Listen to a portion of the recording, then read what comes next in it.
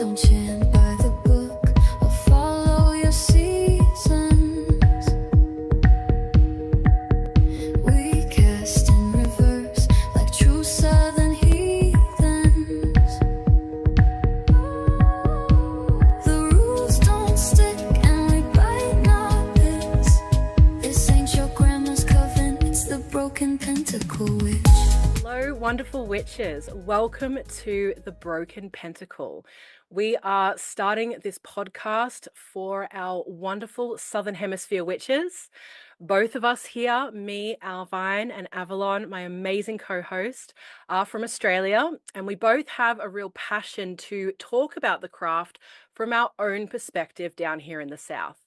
Now, that doesn't mean that if you're in the Northern Hemisphere, you can't join in. You absolutely can, because we are talking about witchcraft in general, but everything will be a little bit through that Southern lens, a little bit of a different look at witchcraft itself. And through the seasons that we are living through, you can see right now we're huddled up. It is winter down under. Our aim is to create beautiful, easy to access resource for witches that they can listen to while they're driving to work, thinking, oh, here's another day. Or when they're at home and they're not feeling any inspiration. Or when I'm actually too broke to invest in a book. You know, there is a way in which we hope to be able to share such beautiful, authentic, open, well-researched information that you can put to good use. And of course, you can take what you want and leave the rest. We live in Australia. We are quite a small island nation, and a lot is not available to us. We've had to learn how to weave our craft together on the outskirts of a giant island in a way that is respectful to the Indigenous people, the spirit of the land itself. And to do that requires an enormous amount of sensitivity and navigation. And so we're all still learning. And that's the most important thing. We are not here as experts. We are here as students. We are here as curious people. And we just want to share what we know. And hopefully you can give us some really beautiful information that can add to our practice and enrich the experience for everyone. One of the segments we've decided to include as part of these podcasts is a little bit of a witchy timestamp. So at the time of recording this podcast, it's the new moon in Leo, and we actually waited very specifically for this day. We wanted to get our first recording done on this beautiful day in this gorgeous catalyst energy. I'm a Leo myself. I have a Leo stellium, so I'm all about the Leo energy, and I'm so feeling it at the moment. And I love that we've been able to, just the way it's worked out, this podcast is being carried through on this energy. So that's really exciting. And then Mercury, we also have in retrograde in Leo. So for me, so far, we're only at the beginning of this season, but I am so feeling all of the intrinsic internal vibes with creative projects that have been wanting to come alive, actually starting to pop out of me, if you will, starting to grow in this energy. So it's very cool, very exciting. As for Mercury being in retrograde, I have Leo in the 10th house and it's in retrograde in Leo. And so I'm being very conscious and very deliberate about any work projects that I engage in right now. And I have just pitched a project to my publisher, but I will not be sending the proper pitch through until at least the 12th of August, because no, I'm not doing contracts. I'm meant to be signing a contract from my publisher soon, and I'm just like, I don't know about that. I just don't feel good about it, mostly because of where it is in my chart. So I'm very aware of it. It's stressing me out. That's such a good point for anyone. If anyone isn't that familiar with astrology, if you look up where you have Leo in your chart, even if you don't understand all the different symbols and things on the screen, look at which house Leo is for you. That's where Mercury is retrograde right now. So you can do a little Google, a little bit of research, and find out how that's actually personally affecting you as well.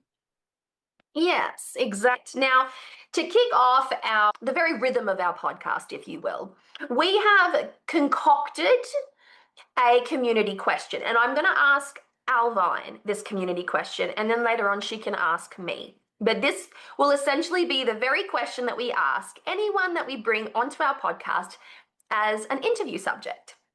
So the question is, Alvine, what aspect of your witch's practice do you love the most right now? I feel like there's so many things I could say. I think the number one thing that I'm really enjoying right now is actually spiritual connection. So for me, it's part of my witchcraft, but it's next to it as well. They're both tied up very much together, but witchcraft is its own thing also to me. It is the practice of the craft, but I am so just enjoying getting in touch with my spirits. So I will speak to God in general, but I also work with several deities as well.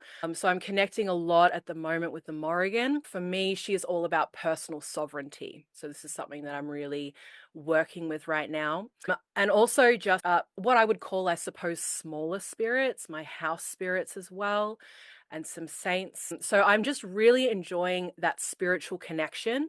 But if I'm going to say witchcraft specifically, I would have to say altar work, just being at the altar.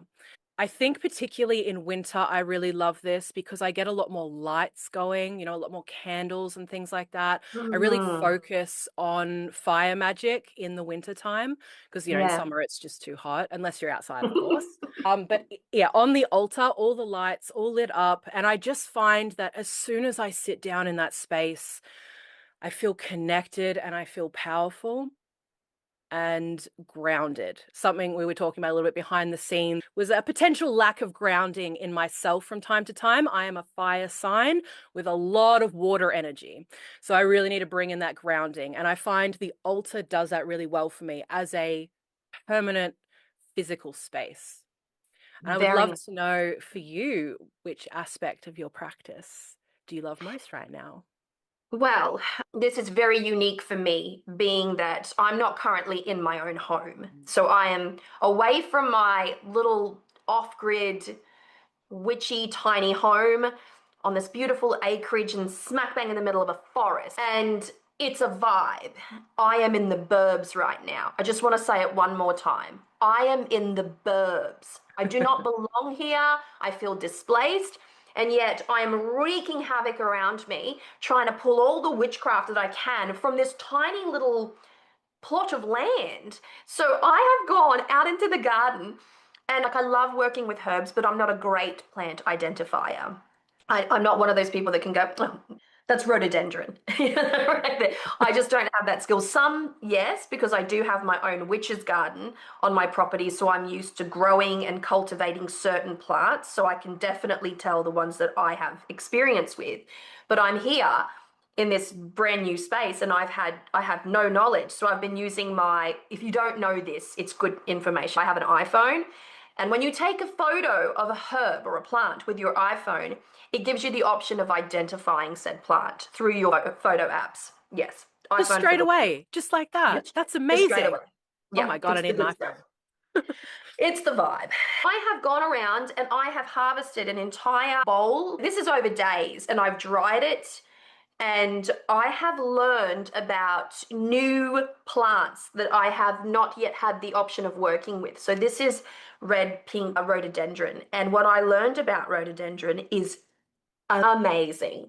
So right now, it's plant work, I suppose. It's herb work. It's increasing my knowledge of the plant world and getting to use different plants that I might not necessarily have the opportunity to use. So I've harvested this much because I'm taking it back with me. And most of this is common fumitory that's just growing a weed. And I was, what the fuck? It's so exciting. So that's the part that I am loving the absolute most, because I have been pushed out of my comfort zone. And I will say this, and I'm sure you can agree with me, Alvine.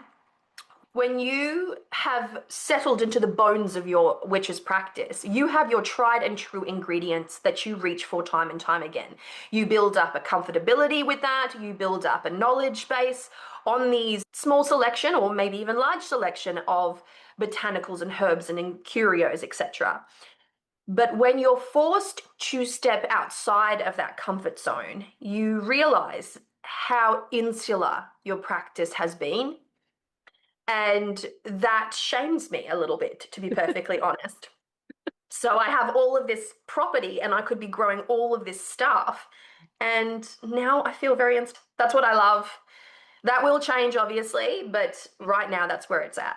That's very awesome. I do love that this is something that I love the most about witchcraft in general, I think, is that there is always more to learn. There's always, Mm, always. This is an ongoing journey. And even though we have dedicated our lives to it, we will only ever get through a portion, of what there is to know out that there. I much. love it. That much. Yeah. You can always find that new, exciting inspiration. I love that. Oh, I think being humble in your craft is one of the best ways to move through the craft because I don't ever think that I know everything. I'm never affected by that. I don't have ego when it comes to my craft, when it comes to my practice. And I genuinely believe that I can learn so much I prefer learning from people than I do from books. So I think when you're having conversations with like-minded practitioners, you can learn an enormous amount. And I'll give you one example of what I mean here. Today in my coven space, like a couple of days ago, I put a rant about candles, the accessibility of candles, the cost, the rising cost of living in candles and the things, right? And through all of that, I learned something today that I did not know. And maybe you knew it, maybe other people knew it, but I didn't know this. I do a lot of candle work, and the one gripe that I have with candles, aside from them being expensive, is that they burn very, very quickly, and I need them more. I come from Brazil. I come from a country where you can just buy 7-day, 9-day candles for $2, right? And So jealous. it's ridiculous. And so I'm used to working a candle for a longer period of time, and yet I struggle to find candles that I can use for that. And so we were sharing resources in our coven chat today, and some beautiful witch said, "You do know that colored candles burn faster." And then I was like, beg your pardon? I Googled it. It's They fact. what? Yeah. How did I not know this? And it comes down to the type of color that they use to make the candle. Everything, it changes the composition in some small way. I didn't know that. Wow. And I actually oh my God, I had no idea. New witch level achieved. We've all learned something new right now. Is red the fastest burning? That's my question. Ah, props. Gotta find that one out. There you go. So the But I will chemical or give whatever you, that's in it. That's I'll give crazy. you a hot tip, right? I'll give you a hot tip because some of this was good because I was asking for resources. And especially if you're in Australia, my coven sister Emma said something along the lines of Nimbin candles, non-toxic Nimbin candles. They do have 20-hour pillar candles and 9-hour taper candles. Sacred Willow have a plethora of candles, and their pillar candles, I think they're church grade. They are very reasonably priced. So there's that. Something about the Curious Cauldron, which I didn't look into. These are all Australian companies, Australian websites. So, and the Muse crystals. Apparently, I didn't know about any of these shops, which is why I'm excited to share. So I can't vouch for them. I'm not vouching for them, but I am sharing them because you know what? We need to help each other out as Australian witches who struggle to source things at a reasonable price. Exactly right, because gone are the days of importing from different parts of the world. There is still the option, Unfortunately. and there is still affordable options, but for the most part, and especially when it comes to glass-cased novena candles, they are so heavy. They are so heavy in the mail, and so it's important to be able to source this sort of thing locally. And I typically look at church supply stores for my candle. Yeah, that is a great tip. Yes. All right. So, shall we move on to introductions? We thought that because this is our very first podcast, it would make sense for you to know who we are, especially if you don't know already either one of us. Alvine is a practitioner based in Melbourne, and I am a practitioner based in southern Tasmania. So, Alvine, would you like to introduce us to your practice in a way that gives, the listener or the viewer a really great idea of where you're at, where you came from, how you found your craft, how it's developed over time, and where you are right now? I began my spiritual path way back when I was about 4 years old. So I was going to church with my mum at the time in the Pentecostal Christian church. And I had my first experience with the Holy Spirit at that time. I would describe that as a feeling of ritual presence. So that was my first experience of that. And then I was in the church until my later teenage years. At that point, I felt there was things missing. It wasn't quite working for me. There was a lot of other stuff going on in my life. And I fell away from the church a little bit, but still had that innate desire for spirituality, right? That kind of openness to it. So roughly in my mid-20s, I decided to finally leave the church, and that literally took me an entire year just to actually sit back and say, it's okay, I'm going to leave the church. It was this whole thing, just in my own mind too. This wasn't even with other people or anything. It was just for me. I had to come to that space where I was comfortable letting that go. And then about a year later, I was like, okay, now it's time for me to start exploring. What is true? How do I find what religion is true? Wow, that's a big Everyone one. believes it's a big one. Everyone believes a thing and everyone believes they're correct. How do you know? So I was like, all right, I'll just start with what I truly believe. And the only thing I really had was there is something about the earth that is sacred.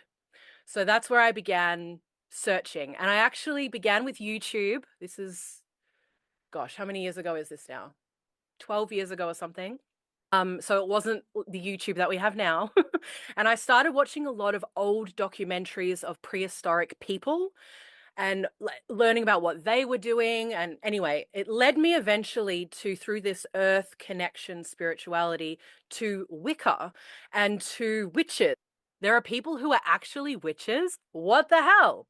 I'd had some experience earlier on in my primary school years with a friend who was a witch, and she introduced me to it a little bit, but I wasn't connected at that time. And in the end, it was just kind of a weird experience. But I came to it then later on, and I just started learning from there. I actually, at that point, prayed to God because I still had that fear in me, right, of witchcraft is the devil, right? So I was like, look, God, this is where I feel I'm being led. I really feel I'm being drawn in this direction. I'm not doing this to rebel. I'm not doing this out of any hate. I'm doing this because I genuinely feel this is for me. If it's not for me, please draw me back to the correct path, right?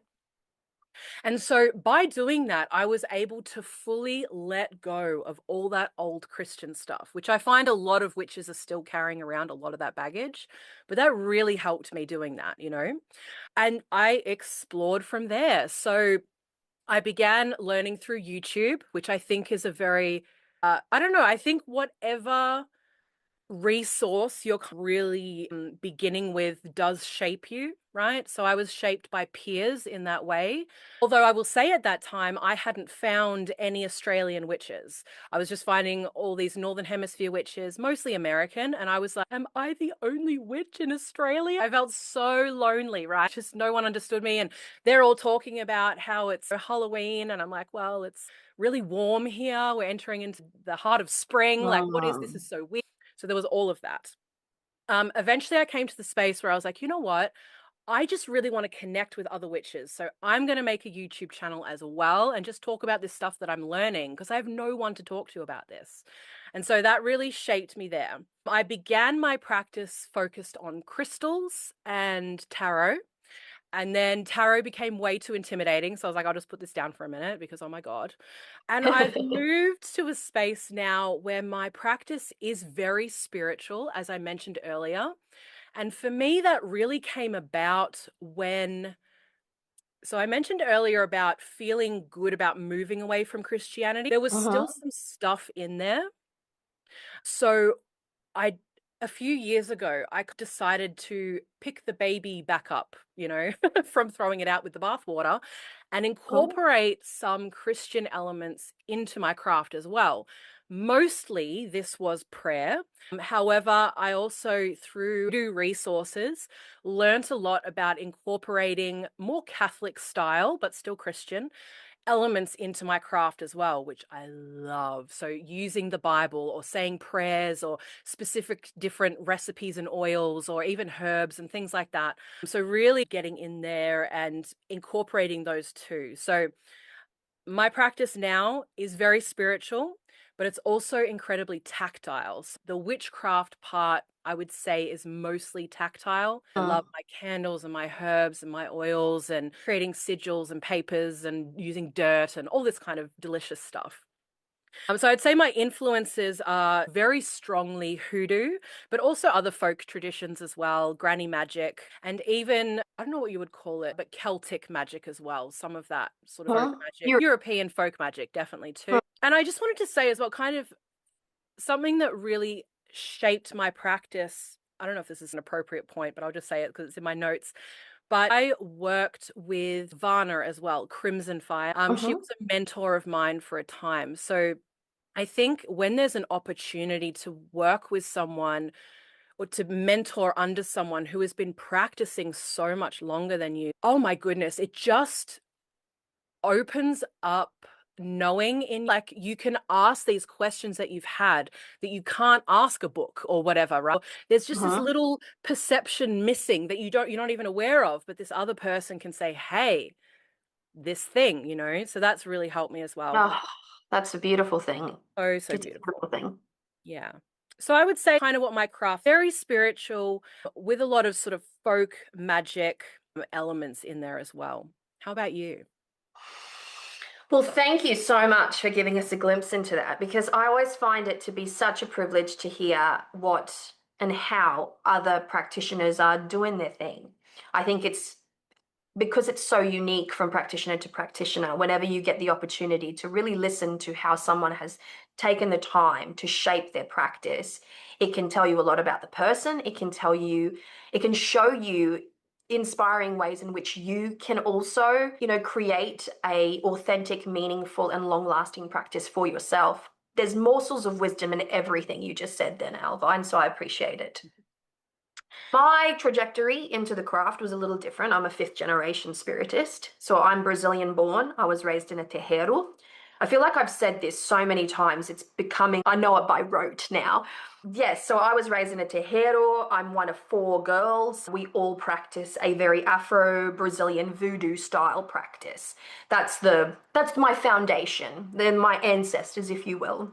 I moved to Australia when I was year 11, so I was about 15 turning 16-ish. And when I came here, I came by myself. My father is Australian, so I came to stay with my father, and my heritage, my culture, and my ancestors stayed in Brazil. That's how I saw it, at least at the time, right? And for a while there, I felt really isolated. I still practiced. I still spoke to my Orisha. I lit the candles. I bought most of my suitcase was witchcraft. Like I had what I needed. But eventually that ran out. While I was very sparing with it, I understood at an intellectual level, thanks in large part to my father, that what I needed to practice my ancestral craft didn't exist in Australia at the time. And so I had to be very sparing. And it was also the time that I was having these lucid, vivid dreams. And I was waking up in the middle of the night, very panicked, feeling like I was disconnected from my homelands and crying on the phone to my grandmother, who was the greatest shaper of my practice, to be perfectly honest. She lived in the house with us. I was largely raised by her. It was my grandmother, my mother, and the 4 girls, right? So very matriarchal. And I would be on the phone to her and she would just be feeding wisdom into me and just going, do you think the spirits are bound? And she was very gentle when she was saying this, but as a grown-up now, as a mature woman, I can actively see what she was doing. And it was like, what are you doing? What are you doing? Where are you getting these ideas from? Where are you getting these limiting beliefs from? And I'm ashamed to say that those limiting beliefs lasted for a minute, right? When I was finally here in Australia, I was a bit aimless and I was wandering to my local corner store at the time to get my chips, my hot chips with my chicken salt. And So Aussie. I know, getting swooped by magpies, literally. Such an Aussie experience, a pilgrimage, if you will, right? Yes. And there at the news agency, I saw it. Witchcraft magazine.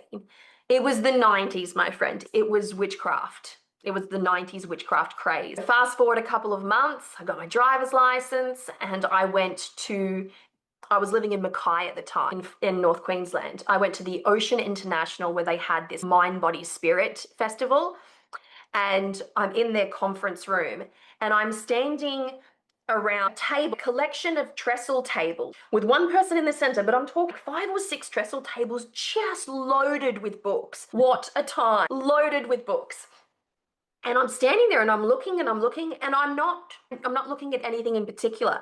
And this beautiful woman walked right up to me. She was much older than me and she pointed to a book and she's like, that is an incredible book. It will change your life. I accept your store credit. So I took the book and it was Witch, A Magical Year by Fiona Horn. And I read it and like, oh my God, this is nothing like my practice at all. We have nothing in common at all. And yet I am so fascinated, which then led me down this more, I guess, Wiccan inspired path, because that was what was available to me at the time. That was in the stores and the little metaphysical shops. I was saying to you before, it was crushed velvet. It was chalices and cauldrons and crystals and incense. And, it's a very specific aesthetic. And so I played around with that aesthetic for a while. I understood polytheism and, the Celtic pantheon of gods and goddesses and what have you not. And I started to intellectually study the craft from a European perspective, having come from an African diasporic perspective. The cultural shock was next level. I can imagine. Eventually, though, and where I am right now, I'm fortunate enough to have lived all over Australia. I've lived in Indigenous communities, doing work in Indigenous communities in the Northern Territory and in the Torres Strait. I've travelled and lived for a time in Central Desert. I've lived up and down the east coast of Australia. Most of my time has been spent in Queensland, Horn Island, Thursday Island, Cairns, Mackay, Emerald in central Queensland. And a bit of Brisbane. That's been where I've spent most of my time. But I've travelled extensively and I've lived in a lot of different places. And I can say this, you can invite any spirit you want to work with you here. That's a controversial statement. They don't live here, they don't reside here, and you have to make a welcome space for them. You have to spiritually connect with them enough that they feel drawn to you, and then you become the anchor point for that spirit. I didn't realize that my blood and my ancestry were the anchor points for my family's hereditary practice. So I carry the Odisha with me. They are attached to me. And the way that my ancestral practice works is I have a mother and father of my head. So I'm Met Tet, if you are familiar, sort of more Haitian style voodoo. And I have my spirits with me at all times. I speak the Yoruba words to access my spirits. It all comes from me. It doesn't live on the land. It lives with me. And that's where I am right now, is that I finally reconciled this thing that's taken me 20 years to reconcile. And that is that I carry the spirit of my ancestors firmly with me. I need only talk to them. I need only reach out and acknowledge them. So I have a very spiritually ancestral kind of practice now. I make a lot of space for my ancestors. As a professional tarot reader, if you've ever had a reading with me, you'll know that I speak the name of my Odisha, I call the name of my grandmother, and I honor my ancestors before every single reading. Every single reading. And so that is how my practice is shaped now. And I live off grid now, which means I am learning to off grid in a very witchy way. So that's where I'm at right at this moment in time. That must be so fun. And we are definitely going to talk about that in future. Witching off grid. Okay. And I just wanted to highlight, because I think this is so powerful. I think a lot of witches, particularly in countries like Australia, where they're fairly newly settled, if you want, or just people being displaced, like more and more people are displaced, right, than ever before. Yes. That ancestral connection, so many people really struggle with that. And That's so powerful what you said, that realization that you need to come to for self, that they are with you, and they don't have to have been residents of the land that you're on to be No, accessed and to that's be with another thing you. entirely, right? You've got land Absolutely. spirits, you've got house spirits, you've got, primal elemental spirits in the area around you that they do belong to the land. That is part of, they're custodians Mm. of the land. But when it comes to your own personal ancestors, I've done a lot of ancestral work, and I can honestly say that the influence of ancestor goes beyond blood. Yes, So it's a beautiful definitely. thing. Definitely. And that's probably another good point too. And we can talk about, we need to do an ancestor, I think, Oh, episode I think already. so. Let's do But that. that's definitely something to point out too. A lot of people have issues with close blood family, a member or maybe multiple members or whatever. And ancestors, like you said, goes beyond blood. It goes into, well, we'll probably talk about it more in future, but that's definitely something to be open to. If you feel like I've got this issue with that person in my family, you don't have to connect with them. It can be you move past them. I don't know. That's how I feel. That's something that you can do as well. So just to open that. Like it's like making friends in real life. You build relationship Yeah, with your ancestors and you don't need to like everyone. In fact, absolutely. some ancestors carry a lot of trauma with them from times that we don't yet understand. So it's a process and it takes time and it's a cultivation experience. But like Alvine said, we can talk about it if you're interested, and I will happily do that. Yeah. Yay, vibes. So, moving on now, I think a lot of the inspiration for this podcast is the fact that Southern Hemisphere witches are by nature quite isolated. You know, I have, like I said, I'd lived in a lot of different places, and I'm quite certain that in various places that I've lived, I was the only self-identifying witch at the time. Not to say that there weren't sleeper witches there, people that hadn't come to their practice yet, or I people love that are that. yet to, to activate or whatever you call it. Right? But at that time, I struggled to find community. And it's only really been in the last probably 15 years that people have been more outward about their practice and more interested in finding community. This doesn't necessarily mean practicing in a coven situation, but finding community and then finding coven as well. So, coven and community, two very different things. Right? There are those that are solitary practitioners and prefer a solitary practice. There are those that are coven witches and prefer a coven community practice. So it depends on who you are and where you are these days. But to be isolated, we are quite removed from the rest of the world. We have a smaller population, and it's fair to say that most people get their inspo from social media for their practice, from books, from podcasts, and from social media. Right, there's more northern hemisphere perspective than it is southern perspective, so we thought we would just lend a voice to Yeah. the southern witches because quite frankly when you are practicing in an upside down sky, there's more teeth down here. That's what I'll say. There is more teeth to be found down here. I love that. And we southern hemisphere witches, we march to a different rhythm. I think that's very fair to say because we've been conditioned in a landscape in a part of the world that necessitates that different rhythm. So, our inspo was to speak to you, to the witches that are doing their thing under a southern sky and they're just fucking nailing it in the best way possible. I have a question for you. This is largely the southern perspective that we're talking about here. So, being that you said that you got a lot of your inspiration and you learnt a lot from Northern Hemisphere witches, what would you say some of those challenges were? Aside from the basics of inverting the wheel and inverting the seasons and all that entails, right? Because that's the point of entry for challenges in the Southern Hemisphere, as far as I'm Absolutely. concerned.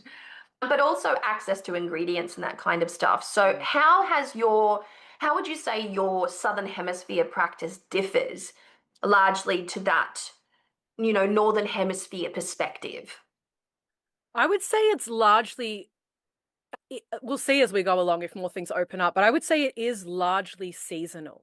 You know, I actually work professionally in the industry, which I didn't mention before, but most of the work that I've done for the last decade, of course, is focused on the Northern Hemisphere because that's where all the witches are, right? So that's been fine for me, but it's definitely, I feel it takes away a lot of energy from my own practice, or it has in the past at least. I feel quite comfortable where I am now. I've, been doing this for a minute now, but it definitely took that. And it was always feeling of being just misaligned. And I'm putting myself in that space up there as a witch and kind of going, well, because I'm doing all this work up here right now, I don't really have the time to do the things that I'd like to do, or I'll just set that aside now or whatever. So that's definitely been a big part of it. But also, so seasonal, but then also when inverting the wheel. So they're going, okay, it's winter and we're in Yule, right? And the Northern Hemisphere is, in Litha or whatever. But understanding that even the descriptions of place came from Europe, which is one specific, climate area. The way that the Sabbats are explained, that's not our experience. We're even talking throughout the week. We've been sending photos to each other.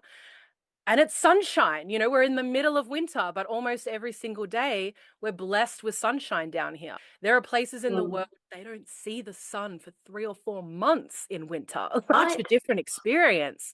So that's definitely been a really huge part of it. And I mean, sourcing ingredients and the cost, absolutely. Again, we were talking the other day about road openers, and one of the main herbs, or the road opening herb, is Abre Camino. And I tried to source some of that a few years ago. I really want to play with this, I ordered it. It was insanely expensive and it never arrived. And what can you do? It's like these things take so long to get to you that by that time, PayPal is like, well, this is not a thing anymore, or whatever. It's actually happened to me a couple of times with a few different witchy things. And I don't like to say it because I know it's not the seller's fault. Oftentimes what's happening is it actually gets to Australia. I get the notification and then it gets lost somewhere. That didn't happen with the Abre Camino. It happened with some other witchy stuff. So that can be a bit of a problem and be a bit of a frustration. But I feel that not having access to that one herb, for example, has forced me to be creative and like, okay, what other energies can we put into play here, to have that road opening in this example? I'm someone who really loves learning. I love to have the information. So something I adore is when I want to make a recipe of some kind, I love to go around and hear everyone's recipe. I want to hear what everyone's using and why. That's the most important thing. A lot of people don't share why they use an ingredient. Where I'm at in my practice now, a lot of things I can understand what it is, but I think it's very helpful for newer witches particularly to know, why are we using eyebright? What is this thing, because then you can also substitute much easier. Oh, it's being used for this reason. Okay, I don't have that. What else do I have that has a similar vibe? So I feel like it's definitely broken me out creatively in that way, but also when I have sourced something from, another, like I have a devil's pod, I think that's what it's called, for example, it's this cool little plant that looks like a little devil. It's so cool. In the States, really cheap. For me, so expensive. But now I have this thing that, because of that, the way I choose to look at it, it gives this ingredient, this thing, extra power. It's extra special to me. And when I use it, I'm there, I'm present, I'm really using it. So that is something as well. The fun, I guess, of eventually getting things from other places if they arrive, if they're not too expensive, and having that be anxious. I mean, you spoke about the candles earlier. This has constantly been an issue for me. Americans cannot believe the price I pay for candles. They're like, it's just a throwaway candle. For me, this is a precious candle. Yeah, I have coveted candles in and believe it or not, they were sent to me by my beautiful American coven sisters, and I've never seen candles like this. And they are precious to me, and I don't know when I will use these candles. Do you know what I mean? Yeah. It has to be an incredible astrological alignment where all my planets, exalted in some really great way, and on the day and on the timing and the moon phase. So I'm just making this really hard for myself. It do be like that. It shouldn't, but no. Yeah, I think that What we can get down here is very different from what is available in the north. And it actually hurts my heart to say this, but stop looking at America for a minute. Just stop looking at it because it will break your heart. FOMO. Yeah. You will be where we are right now and moderately disillusioned with our own country and the suppliers of our own country. For the simple fact that you can't get a giant fuck off money shaped candle in green that sort of glows in a way that's about that big. Or this beautiful crown shaped golden candle, and just what they can do over there and how they can do it at the cost that they can do it. We have very little industry in Australia, so unfortunately, we don't have that as an option. It becomes about knowing what's in your backyard. I think that's the best way to do it, which is exactly what I feel like metaphorically and physically what I've been doing these last couple of weeks here. I've had to go out and just learn what's in the backyard because I had nothing. I had very little with me. But speaking of Abri Caminho, I'm awaiting some Abri Caminho to arrive. That road is opening. Oh My road my stayed closed, but anyway. God! I managed to source some. I managed to get, I think, about 160 grams of it. Nice, very which nice. is a good amount because it's a light dry herb, and it's the type that is used specifically in Brazil. Love it. If this arrives, notice that I said if, not when, because it's always a bit of an issue. If this arrives, I'll be a totally new person. I might even be super obnoxious about it. Look what I got. I'll be on the socials going, look. I think you should be. I think if it makes its way to you in Australia, yes, it's worth bragging about. Oh my gosh, just to have my hands on it though, that would be fantastic. Mm. Oh my gosh. Well, yeah, I think you've nailed the challenges and the southern perspective, and the cost of ingredients because it's very different down here. Southern hemisphere, I can only really speak of Australia, but we are not the only southern hemisphere country or part of the world. So I would love to hear from other southern hemisphere witches outside of Australia or even in Australia themselves, and just talk about what it's like to practice your craft in that upside down sky, confined by the southern hemisphere under that equator line. All the good stuff, all the good stuff. Yeah. Because all it the is complaints, different. bring it to us. I will say this though, as a Tassie witch now, I've lived in a lot of places. I'm not born and raised in Tasmania. So as a Tassie witch now, I'm in the deep south in the Huon Valley. So if you're from Tasmania, you'll understand exactly where I am. And the vibe down there is old and primal and dark and misty and mossy and moody and rivers. Lots of rivers. I don't even go to the beach. I'm like a river mountain witch. I'm a mountain witch now. And one of my besties also lives in the same tiny country town as I do. Some of you may know him because he's also a Southern Hemisphere creator, and then Gordon White of Rune Soup. So he can see my little mountain from his veranda. Oh, that's so cool. And we just need a walkie-talkie. We've talked about it. But so I will cool. say this is one thing that I do believe is true, is that when you're looking for especially seasonal cues, right? Australia has a really harsh climate. I can say this. When I lived up in Cairns, it was hard to follow the neo-pagan wheel of the year for all the reasons that you have already said, Alvine, but there are subtleties in the environment. I'm burdened with a big brain, so I decided that there had to be another way because it is hot all of the time in Cairns. It is hot. There is no other season. They say that there's a wet season, but I'm yet to see it. So yes, it does rain. Yes, we do get cyclones. It's not as it used to. It doesn't happen as it used to. So it's predominantly hot and the humidity is at 95% every day. It's a Sounds like nightmare. hell. It is a nightmare. It's an actual nightmare. I think I have a little PTSD from all the sunshine, to be I perfectly can honest. imagine. Yeah. But I will say this, I remember having to concentrate so hard on the landscape. And I took a girlfriend of mine, a witchy girlfriend of mine, and we went to JCU University to their ethnobotany museum. We got introduced to the Indigenous seasonal calendar. There are many, but I was shown the one for that region. And it made so much sense to the climate that we were in, and it gave me a few little morsels of information. For example, once seeing that, I spoke to the guy that was showing us this, that was sharing this information with us, and he pointed out that at the time of Beltane, you know that it's coming. Well, he didn't call it Beltane, but he's like, we're talking about the seasons. We were talking about, we're looking for the cues to fit the neo-pagan wheel of the year. And on the cusp, on the arrival of Beltane, all the flame trees come to life in Cairns.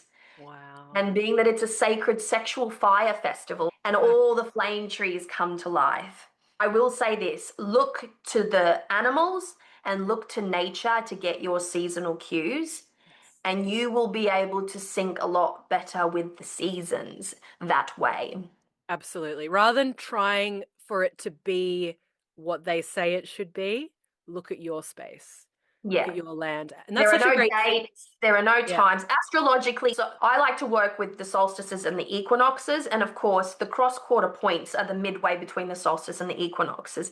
And they exist down here in Tasmania. I never saw them up north, but they Mm. definitely exist down here because we have the four seasons. It is a temperate climate down here, so it does make it easier.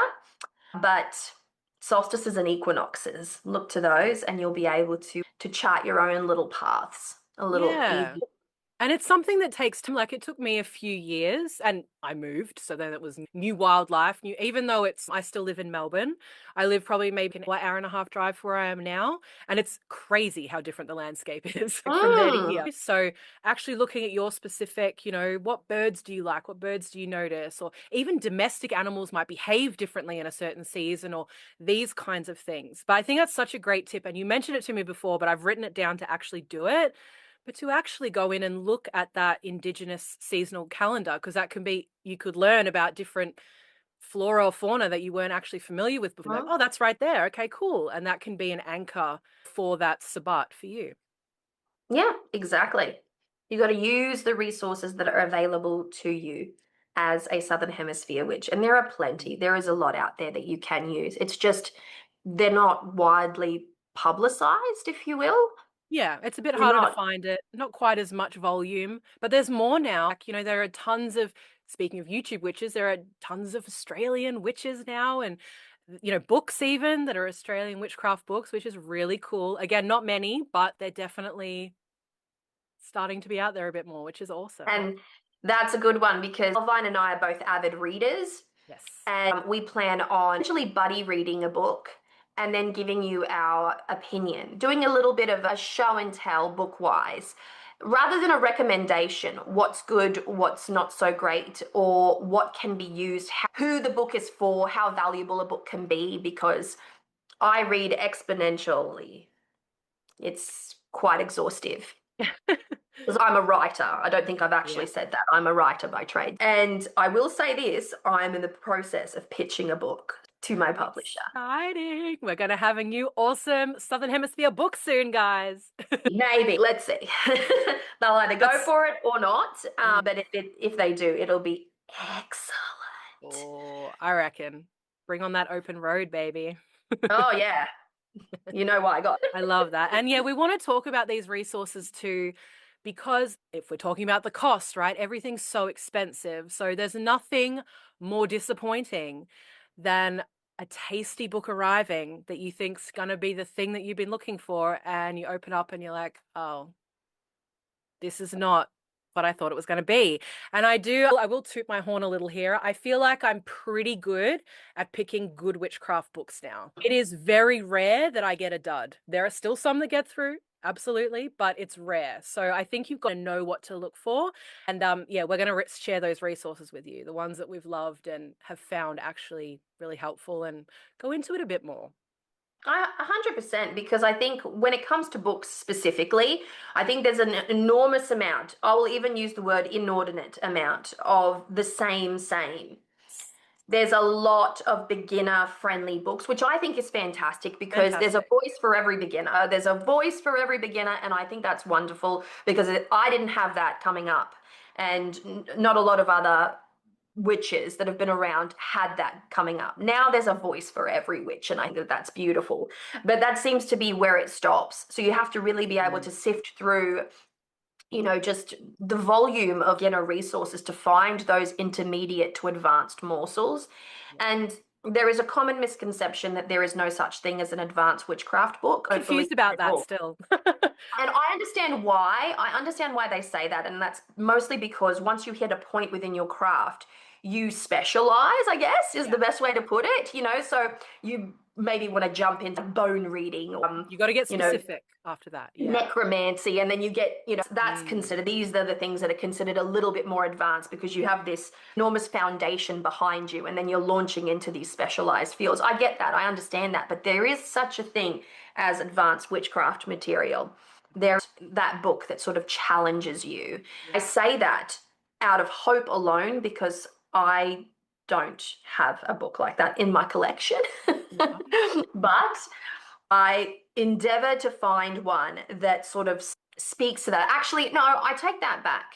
Any book that sits outside of my parameter of knowledge, for instance, Gemma Mm. Gary. Are you familiar with Gemma Gary, Alvine? Love Yeah. her. Yeah. The Cornish Book of Ways was Mm. fascinating to me. Absolutely fascinating and very inaccessible at the same time because it was very charm based and it had these motifs of witchcraft that we do not have access to here. So I would say that's a little bit more on the advanced, and yet it still has this introductory component to it. The Salt is Charm, The Devil's Dozen. Like these are, I would say that they're a little bit more. Whew. I guess that there are publishing houses for more serious witchcraft books out there. That's true. We don't have such a publishing house in Australia, though, unfortunately. No, not currently.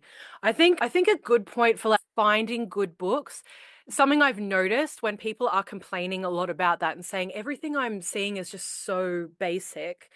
I think the issue is that a lot of people are following marketing. So Amazon suggesting things to you, or all over Instagram, there's this book or whatever. So instead of witches going, I want to learn about a thing, this is what I do when I'm looking for a book. I want to learn about a thing, and then I go and research what are all the books about this thing. So I'm not looking necessarily at new books. Like, yes, sometimes they're new releases, that's great. But a lot of the time, there is thousands upon thousands of witchcraft books out there that you just have no idea about. It's just about actually finding them. So I think Yeah, that's one little hint, is staying away from marketing, because that's always going to be 100%. the most witches out there are beginner witches. So that's who they're marketing to. Not all of us Yeah, that have been around the craft for, however long. So yeah, that's another thing as exactly. well. Look for what you want. Don't look at marketing. Look at self-publishing as well. Yeah, that's a Self-published, good one. self-published witchcraft books. Yeah, I would say that marketing, book marketing specifically, it's an industry in and of itself. So you're getting shown what they want you to buy, Yes. not what you need for your craft. So just be very careful with that. It's advertising at its absolute best. Psychological little hacks here and there. It's the best. You will want to buy these books, and that's the reason why you have so many of them in your shelves. But you've got to sift through, and there's some really, really great resources out there on witchcraft, on tarot, on palmistry, on necromancy, All the on things. astrology. There's some great, fantastic books, and we should do a book recommendation. Oh, yes. We should do a book recommendation. I'm going to write a note. Any excuse Mm, to talk about books. absolutely. All right. Book recs. Now, this brings us to, we have a community question, and that is, right now it will exist the same as what we've asked each other. We would like to know exactly what part of your personal practice are you really enjoying right now? And so take your time, marinate on that, leave it in the comment section. But lastly, we have a little recipe to share with you. And Alvine and I decided that we were starting this podcast on a new moon in Leo. Leo is fire, baby, very solar energy and very creative. So we thought we'd make a creativity oil. And then, I, like a fool, set out the list of ingredients. Yes, let's do this, let's do that. Because in my mind, I have all these plants in my collection. Little did I realize I did not have them with me. See, that's the difference. I created this recipe. And so Alvine luckily had all the ingredients for this recipe, and I was forced to make something new. Shall we go over that now? Yes, let's do it. Show us your bottle of oil. I'll show you mine. Okay. Let's see if we can focus. There it is. Oh, nice. There's some blue in there. It doesn't like to focus very well, but there we go. Yum. Look at that. I managed. You managed very well. So let's go over it because I made a little note section. What have you put in your creativity oil and how have you used it and what kind of results have you got from it? Okay, so the way we did this, we sat together and we decided on a bunch of ingredients, and then we went away and did our own thing. And so I used those ingredients, all save one, because I didn't have one, and then I've added some other stuff as well. So I'm just going to go through this. Should we go through the whys of each ingredient as well? 100%. Okay. So first, right off the bat, we chose eye bright. So for me, and maybe we could both share, because I know we were slightly different on, maybe we could say what energy we're harnessing from these particular herbs. So for me, I find creativity a very ritual channeling process, very much about third eye, heart, all of this. So the eye bright is to open that psychic center, open it to. Yeah. Very psychic visual, very psychic, a clear psychic field. It's very intuitive. It sparks that intuitive awareness. It's about seeing beyond what's there. It's about accessing more in the recesses of your spiritual mind, touching the muse, if you will, all that kind of good fun stuff. Yes. And in a similar vein, I feel jasmine's there. For me, jasmine is about psychic receptivity. So it does work in a similar way, but it's more like self being open to, moving away some of those blockages or thoughts or whatever, just, distractions from that process. So layering that in there as well. And then we have some lovely cinnamon. So I put cinnamon bark. I really love a chunky oil. We both do. You saw how chunky our oils are. So I really love if I can add in different textures and things like that. So I've got the bark in there. For me, cinnamon is about drawing in the creativity. I like cinnamon for a drawing, and particularly our next ingredient is sugar as well. So the cinnamon and sugar together, amazing for that, for sweetening, for making delicious, for making the process feel good. Right? So I've had a lot of issues with creative blocks in my life, and creativity can feel really painful.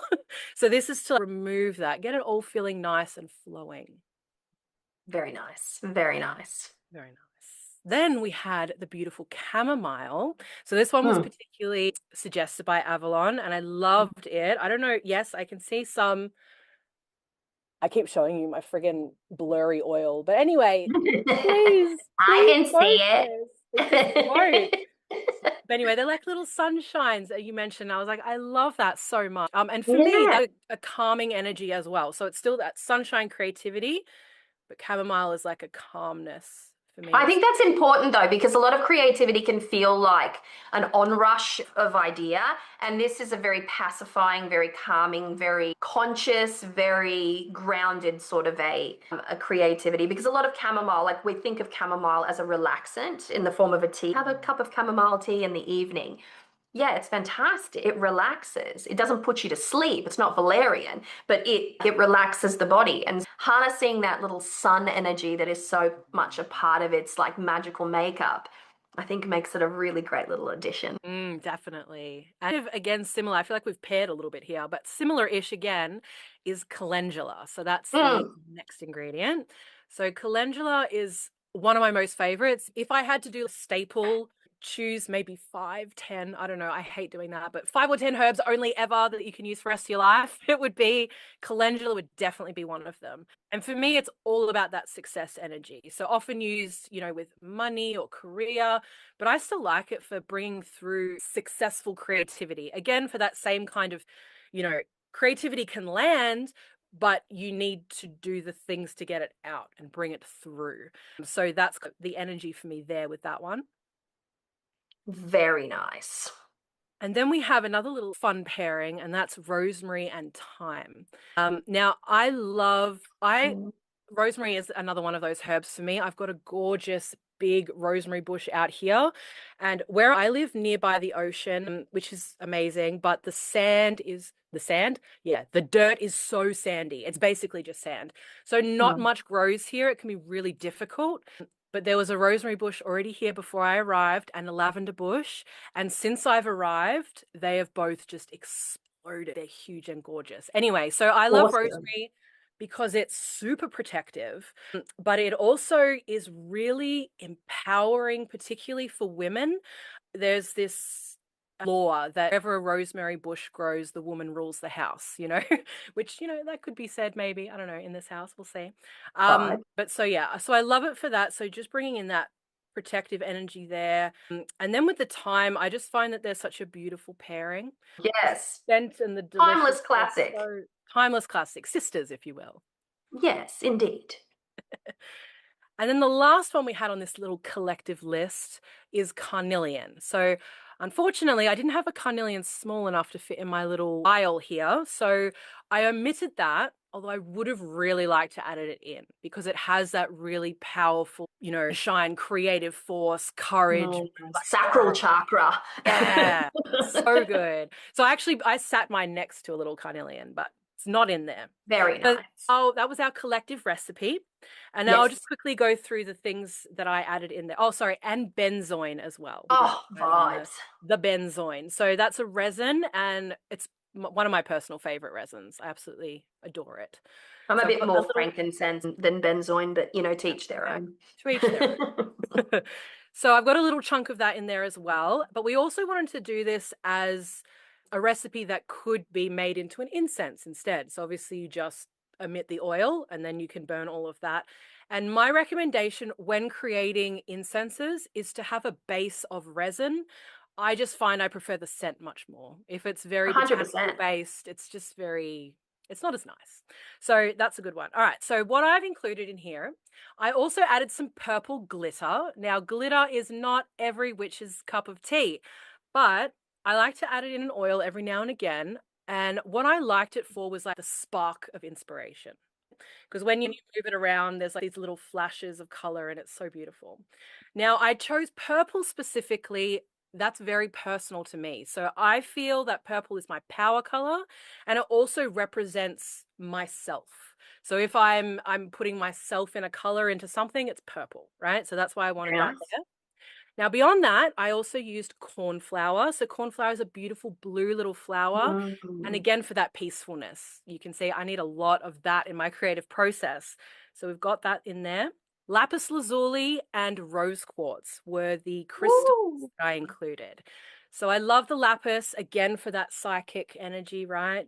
And then rose quartz, because everything through love, right? And it's also opening up that heart center, which I feel like is a really important part of the creative process too. And then just a couple more things. I put in a few drops of courage oil. So this is a separate oil that I've made previously, but I feel like sometimes the creative process really needs that drop of courage, right? So I just wanted to put that in there. Now, when I put all the ingredients in here, before I put the oil in, I also put in a lemongrass incense stick. So I wanted to just I filled all that up with smoke and just let that permeate in there for a while. And I like lemongrass because it's an amazing refresher, resetter. So there's a real cleansing element to it to just move any debris that might be in the way of the creative process. But I feel like it ushers in a higher vibration as well. So that's how I feel about the lemongrass. And then I put it all in sunflower oil because the sun, creativity, hello. So I would love to hear what is in your your beautiful oil. Okay. And then I guess we can talk about the results. Absolutely. All right. Well, this was a hard one because, like I said, I'm displaced at the moment. I'm not at home, and I had to find. I had to largely wild forage all of this because that just makes me feel very witchy to say. Yes. So I have my list. I started out with a ingredient that I've never used before, and that is this one right here. I've just mentioned it. Red rhododendron. This is actually red. It looks pink, but even on the actual tree itself, it looks like a faded hibiscus, to be perfectly honest. Wow. Yeah. So this one is for passion, visionary inspiration, and fiery creativity. It is toxic, and so it's meant to be used symbolically. It can be burned, but not ingested, obviously. Then I've come around the corner of the house and I found, just popping out of the ground, a little geranium bush. Lovely. No flowers, but I used the leaves because they are equally as fragrant. You put your nose up to them, they just have this delicious smell. So I added geranium leaves for harmony, emotional balance, and to attract positive, supportive energy, right? Because I feel like when I'm in the pros of dating, that I always need a friend nearby to prop me up a little bit.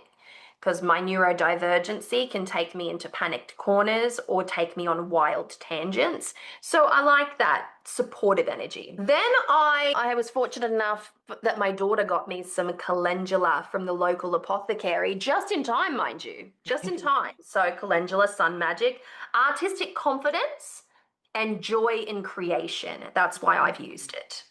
Love that. Then the one that I was the most excited about, and that was common fumitory. So this one dissolves mental blocks. It's very medieval, and it can be used in artistry. There's reference, there's resources that talk about it being used in artistic creations in the medieval era, which I found to be So cool. I didn't know that. then just up and around. I found this. Wait for it. Oh, I got one over here. Oh, she's about to set herself on fire, folks. It's all part of the witchcraft. This one right here. It's so pretty. This belongs to a Mexican sage bush. Yeah, I know. I didn't. So Growing in Tasmania, who would have thought? I reckon it's the vibe, right? This one here is great because it's for ancestral creative wisdom. Very good Southern Hemisphere magic one. Then I put a little bit of cinnamon with sugar in it, a little master foods, because that's what we had on the shelf. I've put in 3 cloves for mental precision to sharpen my ideas. And then I put in coffee. I wanted beans, but I had ground. So for energetic momentum and that sense of urgency. And I even put in some red chili flakes for that fiery passion for projects of like get it through. But the one that I have never even heard of, let alone used, right, is Hebe Marie Antoinette. And I just needed to use 1 leaf from this plant or a few dried leaves, and it pertains to Victorian flower magic. So cool. It's for refinement. It's for the refinement process. And so I thought, well, I've got the coffee in there for energetic momentum and a little urgency, and I've got the fiery passion of chili. So I need to refine that energy a little bit. So I put a couple of leaves in that. And because I had stuff all crystals with me, I did find a small pouch. So my crystal is in there somewhere. And I had like Google image search it because they all looked a little bit the same. But I could see that they were, 3 or 4 different crystals, but I couldn't identify what was what. So I ended up using a dragon's blood jasper. I didn't even know that was a thing. Dragon's blood jasper. What? I know. The vibe is the Oh. vibe. I'm telling you. I'll see if I can find an image of it because she's a banger. I took an image of all of them. That's Unikite.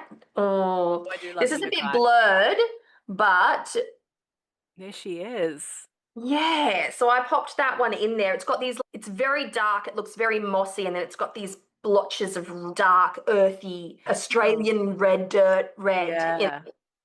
So, and that So all, cool. yeah. So that's Yummy. the prize. And then I let it charge in the sun for days and days, but the winter sun. So this was very clear oil. And I used coconut oil Mhm. because the way I see it, I didn't have an option. I could have used olive, but coconut feels very summer, feels Yeah. very, sunshine energy.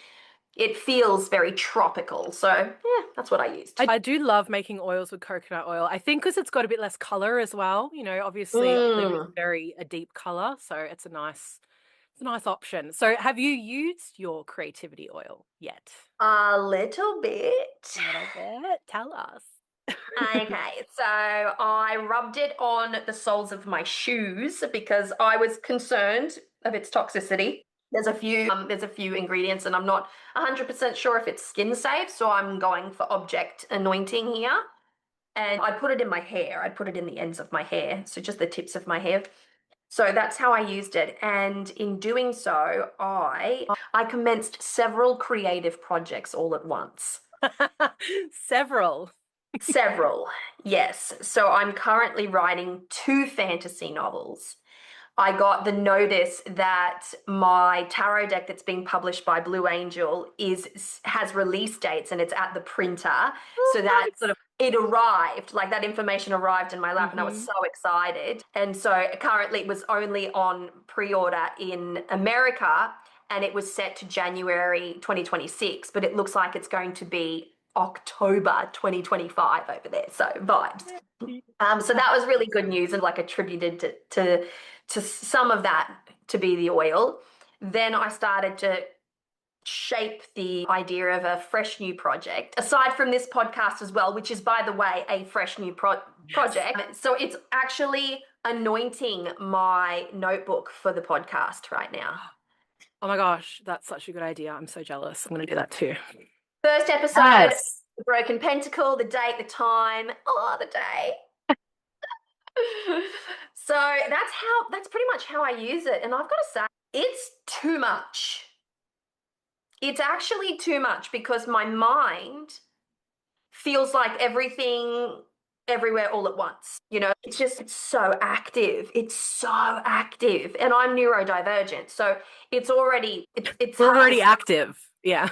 on top of all of that, I have been at my computer writing ferociously. These ideas came up and I'm Wow. like, we should do this, and I'm co-creating with people, and it's just a vibe. It's such a vibe. It's so much. I would distill Wow. this into tiny little jars because I think one drop is all you need.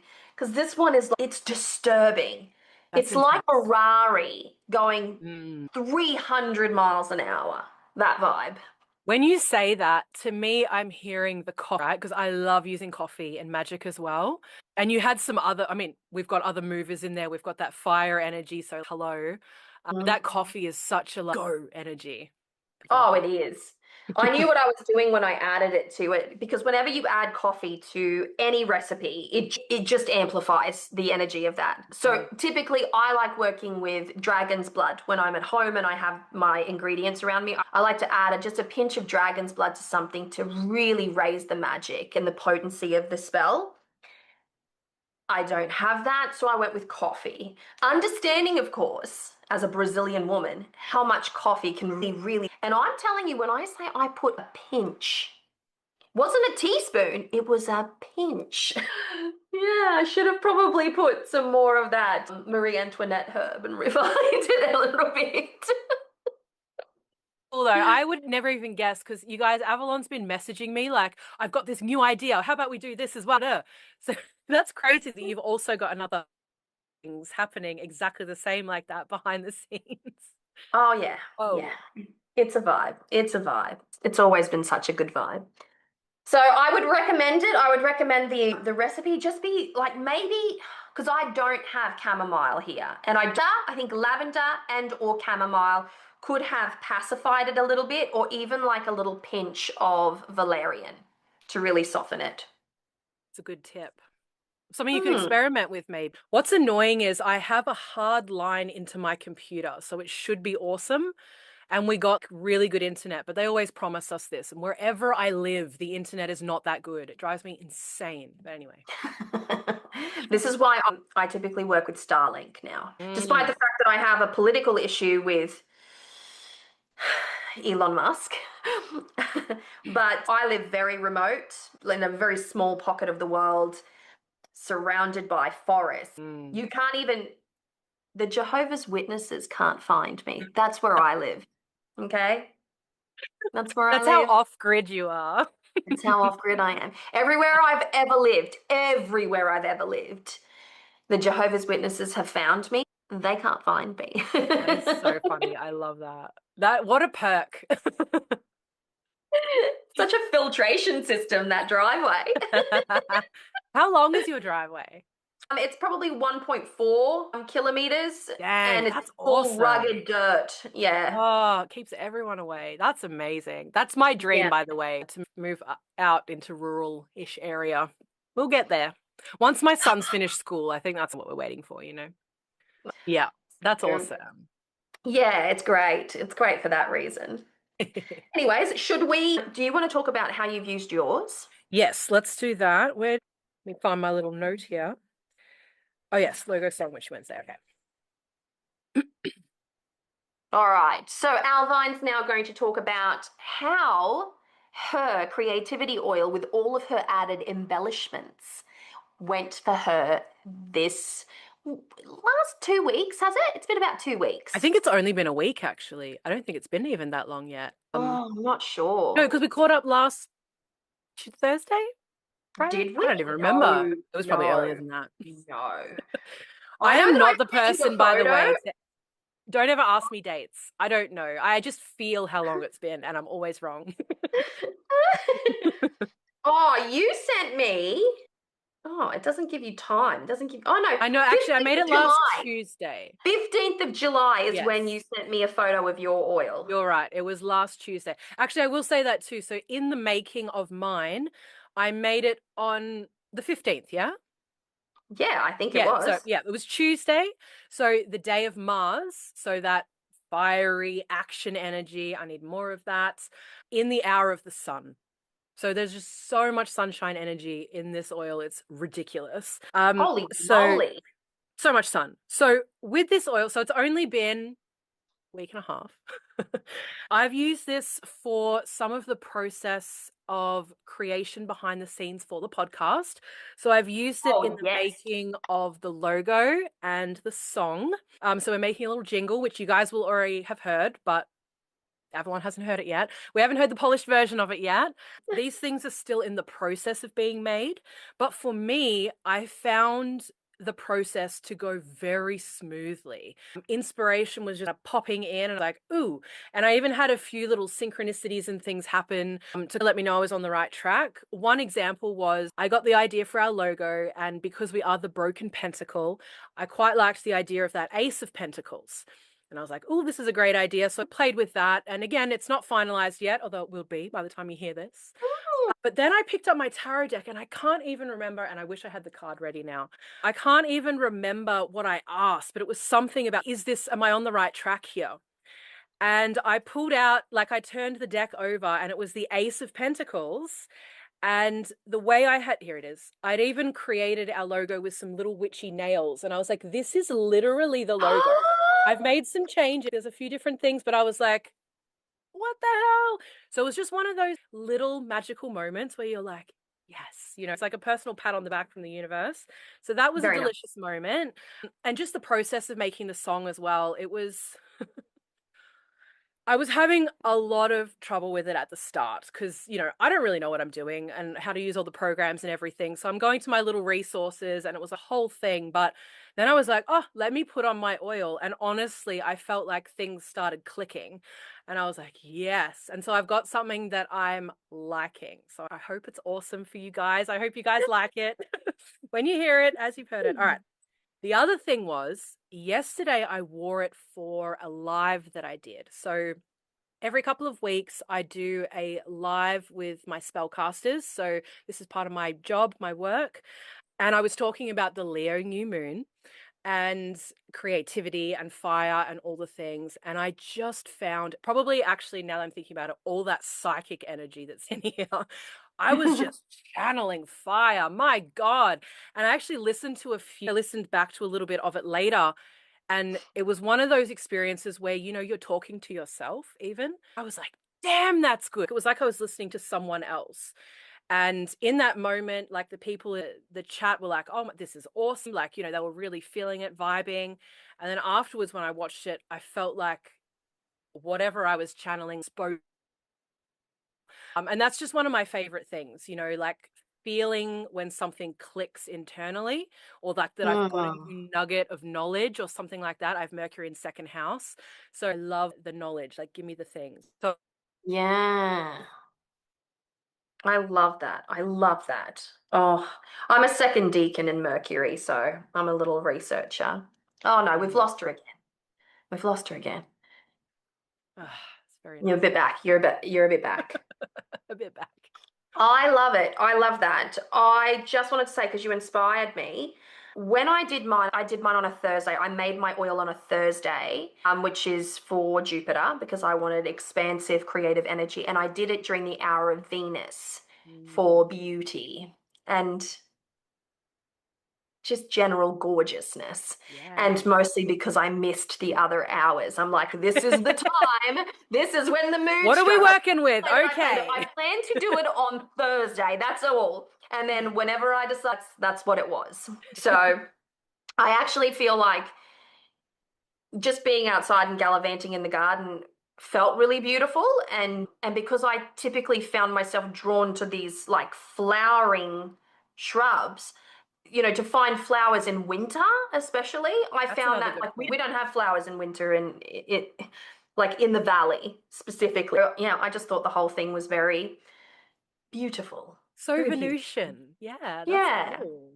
Yeah. And it works with me because I'm a Taurus. So Mm. I'm a Taurus with a Libra moon. So Venus, Venus. I feel very called to it. Speaking of which, I ordered on my birthday, which was the 8th of May, I ordered a beautiful resin cast statue of Aphrodite with all these beautiful flowers inside the resin cast. It still has not arrived. Hashtag Southern Hemisphere problems. Oh my, that's crazy. I I hope it know. comes. It was Oh. my birthday present to myself. It was so expensive too.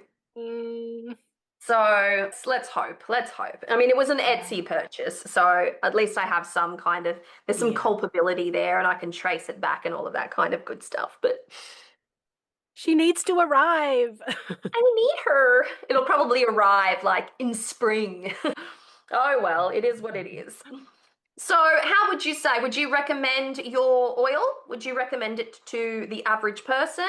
And if they wanted to make this oil at home, what are the ingredients that you personally would not leave out?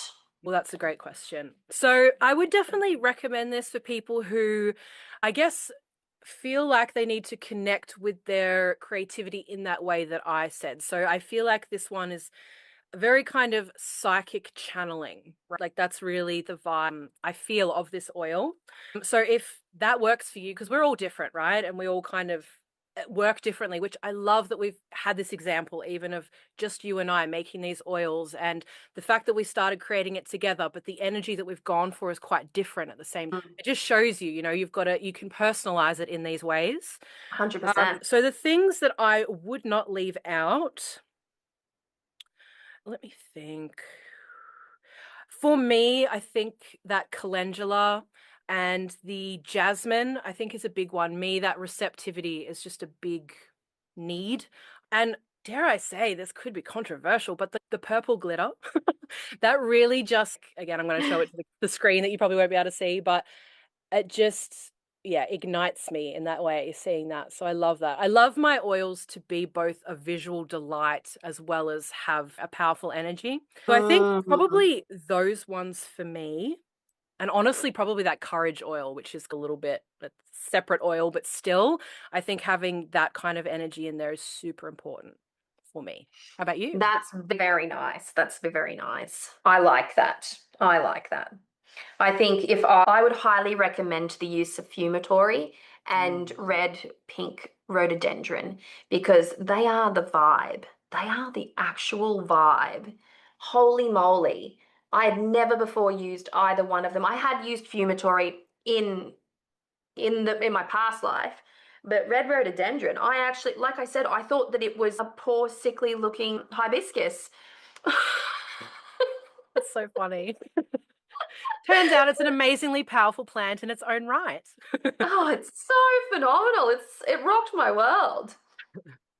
But yeah, so I would recommend giving them a go because I love to trial out new herbs. I like new crystals, new herbs, new things. And I don't mean new as in squeaky clean, brand new. I mean new to me, to my influence. So I've got to say, I'm going to be harvesting so many more flowers. I'm going to leave with a shopping bag full of it. And just be able to use it at home and then go, look at my vibe. Look That at all witchy my haul. I know. And I did a thing that I've not done before, okay? Because I needed to make an oil, I needed to dry the herbs. And I ended up having to use the electric oven on very low. I have a dehydrator at home, but I don't here. So I had to use the electric oven and it took hours to dehydrate. And I was, okay, cool. I'm not paying for the Sometimes that's electric. nice, isn't it? To add in that extra layer of work, I suppose. That kind of, I Yeah. feel like it helps to build just the energy of the thing, the So potency. much so. I still, in this our modern era, I must say, I'm still a mortar and pestle girl. Yeah, I 100%. still use a mortar and pestle. I will not be grinding up my herbs in a coffee grinder. No, sir. No, sir. I only do that for work. So when I'm demonstrating a spell, I am never casting it properly. You just can't. I can't speak and entertain and cast magic at the same time. It's two separate things. So I will use it in that case. I'm getting ready for a video. I'm like, let's just grind this shit up. But otherwise, it's all about that mortar and pestle and just Yeah, being I there think with it's it. it's a meditative experience. When Definitely. you sit there, when I lived in Cairns, we used to have this big, for my coven up there, we used to have this big mortar and pestle, and the rules were when we made something, and we had to make something for every single circle gathering. Everybody would bring an ingredient. We would theme it ahead of time. We would bring an ingredient and then we'd bless it, activate it, program it, put it in the mortar and pestle and start grinding. And then it was like a little prayer circle. It would get passed on to the next person. They would bless, activate, add, and grind, and then move and move and move and move until it was smack bang in the middle. We'd activate it. We'd sing over the top of it. We'd like really bring it to life.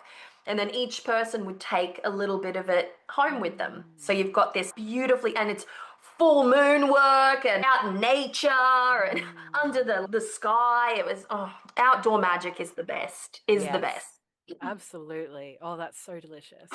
I know. I still try to get outside and do it for myself because I have a very large outdoor fire pit with giant trees as sitting stools and wooden stumps that are you can't even put your arms around, like the outdoor little altar tables and like that. It's very primal. It's not aesthetic at all. It's just cool. Bush witchcraft. Oh, it It's sounds bush witchcraft. incredible. Oh, yum, yum, yum. I wish I could do more outdoor stuff. I used to at my other house, I had a bit more privacy. Here I've got a little courtyard and like family right there. So having that sort of deeper, witchier space, it's outside is usually a late at night thing or when everyone's away. Oh man, I tell you what, it brings me back to those times where I lived in the burbs. I was in my 20s. I'd be outside, it'd be like 9, 10 o'clock at night, and I'd have a full circle set up. Full circle. I'd just have everything out there, and I'd be like doing my weird spirits stuff, and the neighbors would drive home, and I would just bolt out of my circle and run into the house. I'd rather them see that there's candles out there. And the way that my mentality worked is like they're just going to think that something romantic is going on next door if I'm not in there. And it worked every single time. As long as I wasn't just sitting there like humana humana at the moon, it worked every time. So There you go. It's a good little tip. Just quickly run inside if you're doing witchcraft. had to recast that circle. I don't even work in circle anymore. I don't work circles, I don't cast circles, but that was still very much in my Wiccan influence phase. But these days, sacred space looks different. feels different. And We'll talk about that too, I'm sure, in yeah, future. I Absolutely. think so. I think so. It's one of our segments. This is new. We're finding our way. Thank you so So much for finding your way with us. this morning, just this morning, I reached out to Alvine and I'm like, how would you feel about doing a herb of the month? I had this information on hand. It's not something that I concocted today, but I just thought I have it. It's so cool. And how about we use it? So, would you like to tell us, would you like to tell them a little bit more about the concept behind the herb of the month? So Avalon and I both find ourselves a little nerdy when it comes to some witchcraft things. And one of Yeah. those things is the herbs. As we've mentioned throughout the episode already, we love to try new things and, bring those into our practice. So we've decided to highlight a herb of the month. So what we're going to do is we're going to work with this herb behind the scenes. And we invite you to do the same thing as well. And then we are going to come back and talk about it more deeply, Yes. our experience, what it's like, how we've used it, and all of those delicious witchy things. Yes. That's exactly right.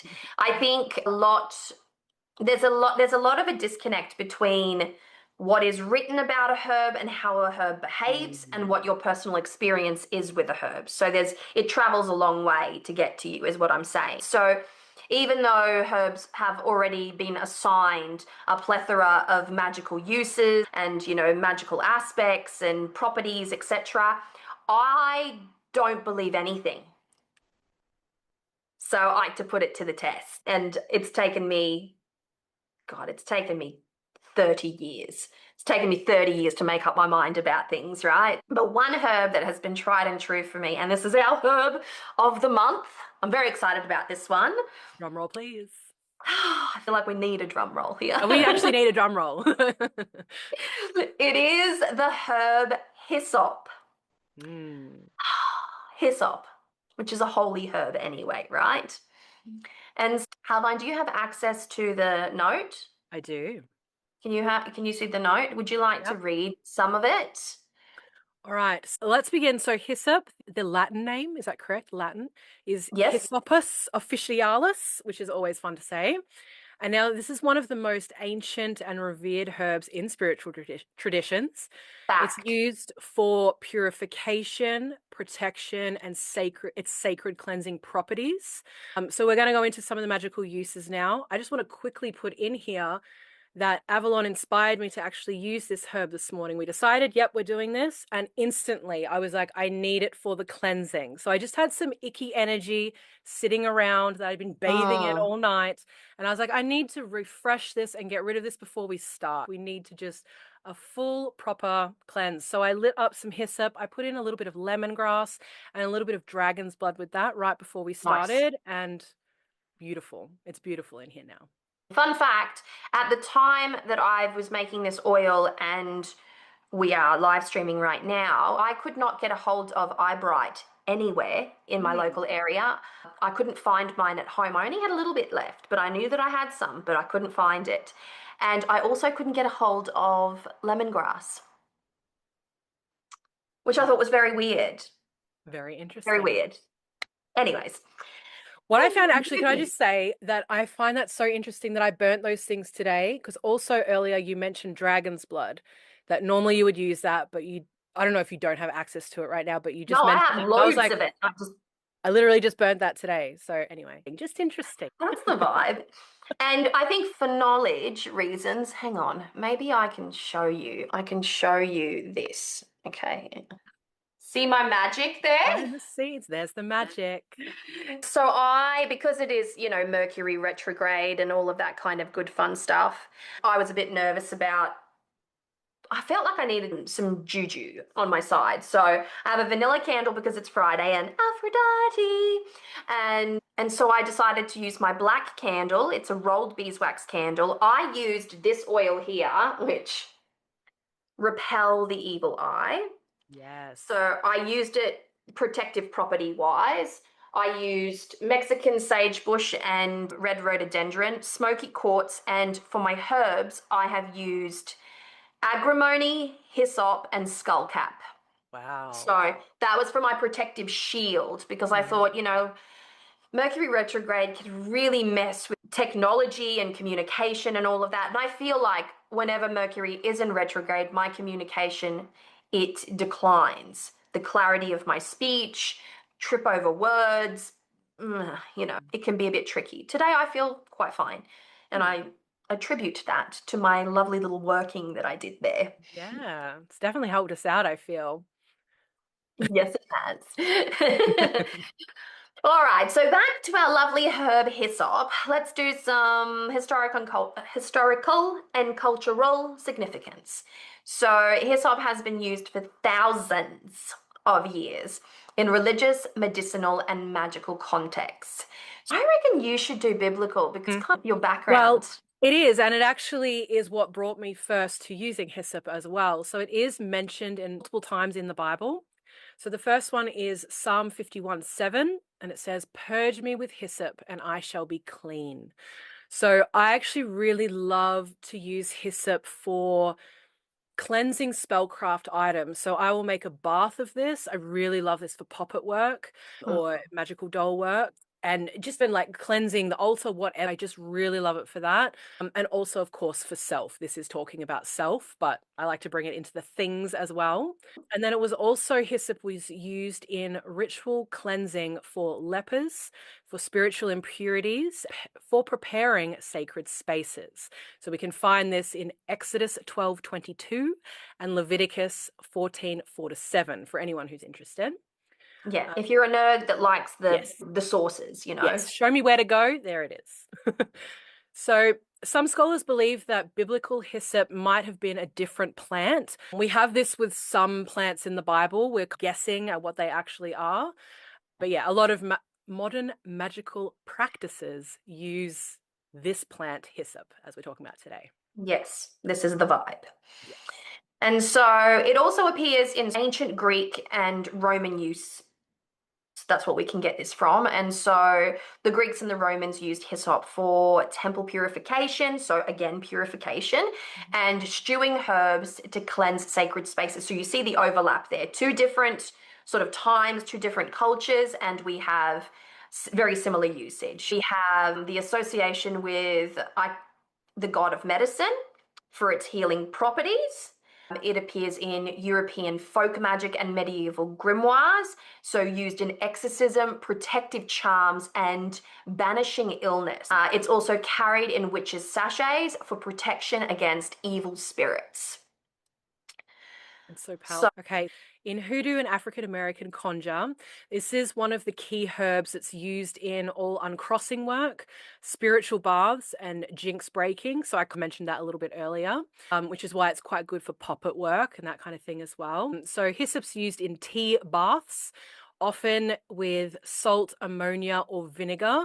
And this is a very powerful recipe for removing curses and bad luck and just any of that kind of heavy energy. It will just yeah, literally dispel it that all. build up, when life Yeah. has just thrown everything at you and you're just like, I'm at my wit's end. Give That's it a what red you hot want. go. Give it a Yep. go. Hyssop, salt, ammonia, and vinegar, and you should be clean as snow, Yes. The good as stuff, they freshly as they fallen. say. Yes, that's right. All right. And we can, so there's a few other traditions that also use this herb. So in powwow, which is Pennsylvania Dutch folk magic, it's also used for healing and protection. So those same kind of energies. And in some Celtic traditions, they associate it with sacred wells and again, purification rites. So you can see it's big on the purification and cleansing. Oh, beautiful. And its magical properties and ritual uses are, of course, purification and spiritual cleansing. You can see the theme that it's being used for. So, smoke cleansing, you burn the dried hyssop like you would sage, and it's a better option to clear negative energy, entities, and psychic residue, which I think is important to do all the time. I want to preface this by saying psychic residue is just the imprint of a person's energy in a space. So everywhere you go, you leave a little imprint. And so they call it like collecting your energy. So calling back your energy is really important for this type of thing. And so you can smoke cleanse, you can use it in floor washes mixed with a Chinese wash or Florida water, or if you can get your hands on it, holy water. To spiritually clean the homes, I would pay particular attention to entryways, so portalways like doorways, windows, and hallways and archways and things like that. So bathing rituals, so it's safe to bathe in. It removes its curses, bad luck, and spiritual stains. There's a lot to be said there. There's a lot. Spiritual stains, if you've done something really bad. Yes, and that is actually, hyssop is amazing for that specific kind of cleansing where you're the one that's fucked up. Like it says in the Bible, to remove my sins. And listen, I know we're not into the sins and all that stuff, but it has that energy there of I've really done wrong here. I've really screwed myself up or whatever it might be. And it's just such a beautiful reset. And if you're using it for protection and banishing, you can use this in the doorway. So you can hang a bundle of the herb above the door, or you can sprinkle it at the threshold. This will actually block evil spirits from entering. We mentioned hex breaking earlier. So this is also used in reversal work as well. For example, uncrossing oil in the hoodoo tradition. Another way you can use this is for dream protection for all of our dreaming witches out there. So all you need to do for this is just place a little bit underneath your pillow, and that will ward away nightmares. Yeah. Very nice, very nice. We've got healing and clarity work, so good for mental focus, smelled or carried to clear confusion and enhance sort of wisdom, like internalized wisdom. There's a little bit of health information here, but historically it was used for colds and congestions, magically linked to clearing blockages.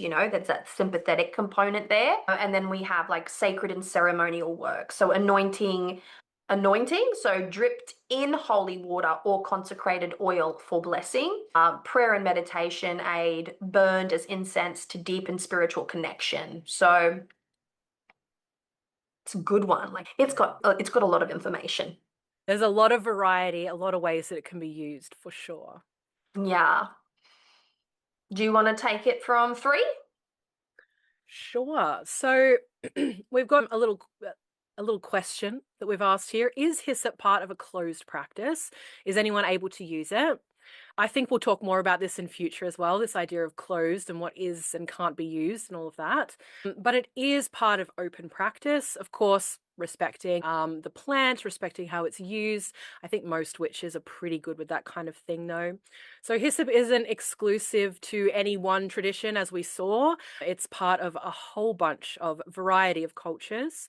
The Judeo-Christians use it, but it's not specifically just for those faiths, although it does seem to be one of the original sources, if you will.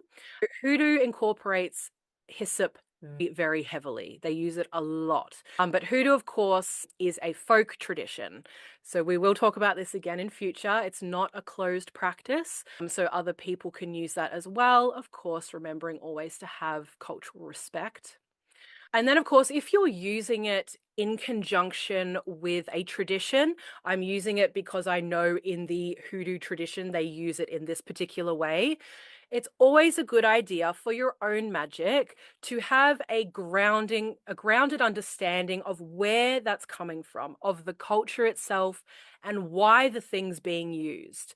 And beyond being respectful to other people, it's actually about your own practice and your own craft. If you don't really understand why a thing's being used, in my experience, you're not as connected to it as you could be. So it doesn't mean something's going to go wrong if you use hyssop and you don't know anything about it. Like, you can totally experiment, and I would encourage that, and that's what I do. And along with that experimentation, learning a little bit about it as well. I mean, we've done some dot really points important already, but yeah, definitely. Yeah. It's the good stuff. Mm. And it avoids appropriation, which I think is important. There's a lot of talk these days about cultural appropriation. So if using hyssop in a hoodoo style ritual, research it properly, acknowledge its roots. If you're using it in a Judeo-Christian capacity, research it, know its roots. Like, these plants, they have a point of origin, and it's important to understand where that point of origin is and what lies behind that. So I think it's very important to do, I consider it doing your due diligence. It just empowers your work at the end of the day. Yeah. All right. Let's go with how to use hyssop in rituals. So really quick and easy. So purification bath, protection spray, and cleansing smoke. It's a great alternative to sage. Sage these days, I think, is getting a little overused. I think the concept of, white sage for spiritual cleansing belongs very much so to Native American practices. Okay. And so there are other herbs. There are a great many other herbs that you can use that are open and that your ancestors have probably used. Your very own ancestors at some point have probably used, because I do believe there is, in fact, a witch in everyone. There is a witch in your line somewhere. There is someone who used to work in tandem with the earth and understood medicinal, magical, and ethnobotanical properties of plants. So get into that ancestral work. Connect with that. Yes. And then we have caution and ethical considerations. Do not ingest. The caution is do not ingest in large doses, but just do not ingest. Pregnant women should avoid the medicinal use. Wild hyssop is endangered in some areas, so buy from ethical suppliers or grow your own. And you want to do final verdict? Sure. Hyssop is a powerful cross-cultural cleansing herb that can be used by anyone with respect and a little bit of knowledge. Whether in Christian rites, hoodoo baths, or modern witchcraft, its purifying energy remains insanely potent. And because I like to bring receipts. I don't think I even saw this part. There are receipts, my friends. Okay, so we have our Psalms for our biblical reference. So Psalm 51:7, King James Version. We read that out. We have Exodus and Leviticus. We have historical and cultural sources. We've got Culpeper's Herbal, which I personally own and love. I think it's great. That's a 1653. That book, 1653. Wow. So nod to the great. She old as fuck. She is. We have Discordias, which is the Materia Medica, and Michael Jordan, not the basketball player, but the Encyclopedia of Gods. That's 1993. Do you want to do folk magic and conjure traditions? Yeah, so we have the Hoodoo Conjuration Witchcraft Rootwork Tome by Harry Middleton Hyatt. So there's information there. Also from Catherine Ironwood in her Hoodoo Herb and Root Magic book. This is one I own as well, and I'm absolutely obsessed with. Love it so much. And Caroline Morrow Long's Spiritual Merchants, which is about hoodoo practices. Yes. Okay. Then we have some modern magical practices. Of course, you were going to see it here. The Encyclopedia of Magical Herbs by Scott Cunningham. That's 1985 now. Yeah. John Michael Greer, The Encyclopedia of Natural Magic. That's 2000. Buckland's Complete Book of Witchcraft. The book that, by the way, I have lost close to 5 times. Like, I buy it, I lend it, it disappears. I buy it, I lend it, it disappears. I have actually funded a lot with my purchase of I don't own a copy. Now. I just consider it to be a bad luck book for me. Raymond Buckland has done so well because Avalon has bought so many books from him. Personally. Yes, I should have bought shares. And then we've got some ethnobotanical and safety information. Do you want to read these ones out, Alvine? Yeah, so we've got the Handbook of Medicinal Herbs here. So this is by James A. Duke. And we have the USDA Plant Guide for Hyssopus officinalis. I'm still not very good with my Latin. I'll get there. And the European Medicines Agency Assessment Reports on Hyssop Safety. Yeah. And then we have cross-cultural studies. So Mercia Alida, maybe, patterns in comparative religion. So that's for the purification aspects. And James Fraser, The Golden Bough, 1890, comparative ritual uses. So we did our homework so that you didn't have to. See what we did there? Our homework so that you didn't have Right. to. Okay, I think we can probably bring this one to a close. And Okay. we've got setting up professional audio in what? Set What? up professional audio in. It's just I just got a pop up. Oh, I'm it's very your new to Zoom. It's me. I got a pop up in Zoom. okay. Whatever. All right, folks. Well, thank you so much for hanging out with us. It has been an absolute pleasure and a delight. Hopefully, moving forward, our episodes will be time managed effectively. But for this one, we thought we'd just let it go. It would be very free flowing and we would give it a good introductory, period of time so that you got to know us, you got to sense our vibe.